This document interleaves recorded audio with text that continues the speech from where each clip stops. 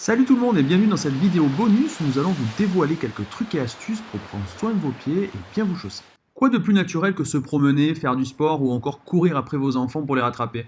Eh bien toutes ces actions sont faites avant tout grâce à vos pieds. Et est-ce que vous en prenez vraiment soin? Comment choisissez-vous vos chaussures? Dans un premier temps, éviter les reliefs au niveau de la semelle de propreté, c'est des semelles plates, d'accord, pour que le pied puisse travailler seul, surtout chez les enfants. Un contrefort latéral qui tient bien. Non, contrefort latéral, c'est-à-dire le côté de la chaussure. Tout à fait. D'accord. Voilà. Les deux côtés.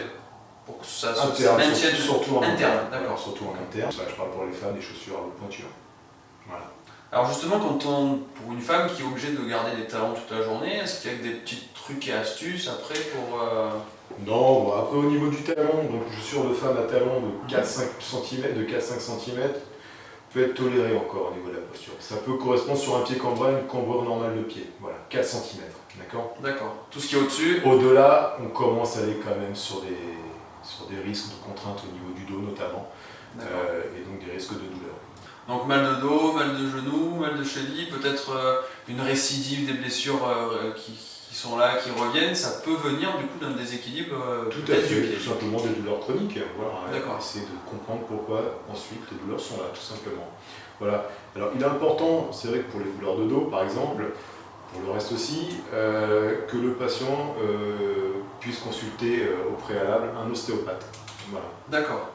Donc ostéopathe, ça tombe bien, puisque ça sera dans les prochaines vidéos. Alors je ne vous ai pas encore annoncé, mais il va y avoir après les nutritionnistes, les acupuncteurs, enfin tout ce qui est médecine douce. Donc du coup, ça sera l'objet de prochaines vidéos. Mais voilà, j'ai introduit du coup le terme d'ostéopathe, donc on y viendra bientôt.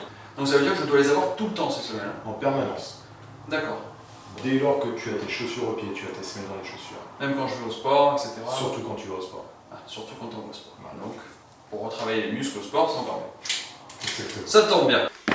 Et le soir, du coup, en rentrant du sport, il faut enlever ses chaussures et vous avez quand même bien les semelles dedans. Je préfère le faire sans les chaussettes, mais que vous soyez d'humeur plutôt marseillaise ou plutôt parisienne, je vous invite à bien la caler sous la plante des pieds et à vous détendre les pieds. Et l'une des premières choses à faire en rentrant le soir après une bonne journée de travail, laissez respirer vos pieds. Prenez un peu de temps, massez-les avec peut-être une crème décongestionnante ou autre pour les nourrir, car mettez-vous à leur place, ils sont restés quand même une journée en apnée. Alors Jean-Philippe, j'ai une question de Marina qui me dit: est-ce que cette méthode peut être une rééducation après un accident? J'ai une entorse cervicale et je dois faire des séances de massage dans 2 semaines. Qu'est-ce que tu lui répondrais? Je pense qu'il faut faire les choses dans l'ordre. Voilà. D'accord. Il y a un protocole à respecter, c'est-à-dire faire ce qu'on lui a demandé de faire, à savoir des massages.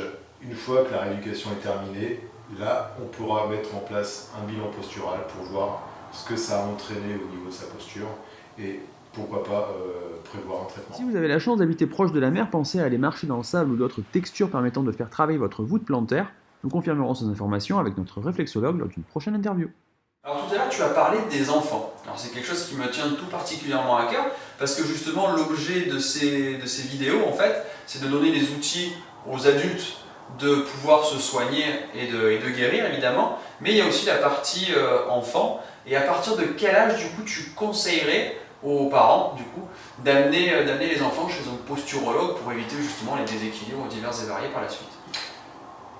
Ce qui est bien généralement, c'est de commencer vers 6-7 ans, sauf en cas de gros déséquilibre auparavant, voilà, mais pas avant. Donc, par contre, j'insiste encore une fois sur le choix du chaussage, plutôt favoriser des chaussures avec des semelles de propreté plates à l'intérieur, que le pied puisse travailler seul, voilà, et éviter les soutiens de voûte sur lesquels le pied va se reposer, le muscle va devenir paresseux.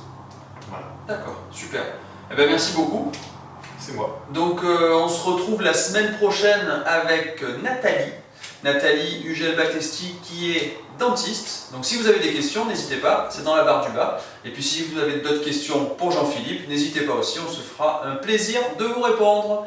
À la semaine prochaine, merci Jean-Philippe. Merci à toi, au revoir.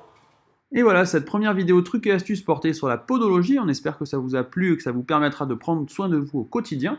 et on a souhaité aussi partager un petit moment off avec vous. Tu as un truc de fin? Non, j'ai pas prévu. Genre, je sais pas, un truc où on se retourne tous les deux vers la caméra et puis on dit c'est le pied. En effet, c'est toujours bien d'avoir une fin pour ces vidéos.